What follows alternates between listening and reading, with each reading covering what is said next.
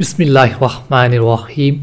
حضرت سعد رضی اللہ عنہ سے روایت ہے کہ رسول اللہ صلی اللہ علیہ وآلہ وسلم نے ارشاد فرمایا، جو شخص مدینے والوں کے ساتھ کسی قسم کی برائی کا ارادہ کرے گا، اللہ تعالیٰ اس کو دوزخ کی آگ میں اس طرح پگھلا دیں گے جس طرح شیشہ پگھل جاتا ہے یا جس طرح پانی میں نمک گھل جاتا ہے۔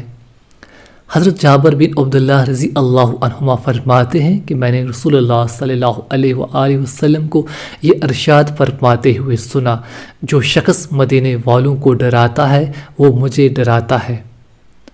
حضرت عبداللہ بن عمر رضی اللہ عنہما روایت کرتے ہیں کہ رسول اللہ صلی اللہ علیہ وآلہ وسلم نے ارشاد فرمایا، جو اس کی کوشش کر سکے کہ مدینہ میں اس کی موت آئے تو اس کو چاہیے کہ وہ اس کی کوشش کرے اور مدینہ میں مرے۔ میں ان لوگوں کی ضرور شفاعت کروں گا جو مدینہ میں مریں گے اور وہاں دفن ہوں گے۔ فائدہ: علماء نے لکھا ہے شفاعت سے مراد خاص قسم کی شفاعت ہے، ورنہ رسول اللہ صلی اللہ علیہ وآلہ وسلم کی شفاعت عام شفاعت و سارے ہی مسلمانوں کے لیے ہوگی۔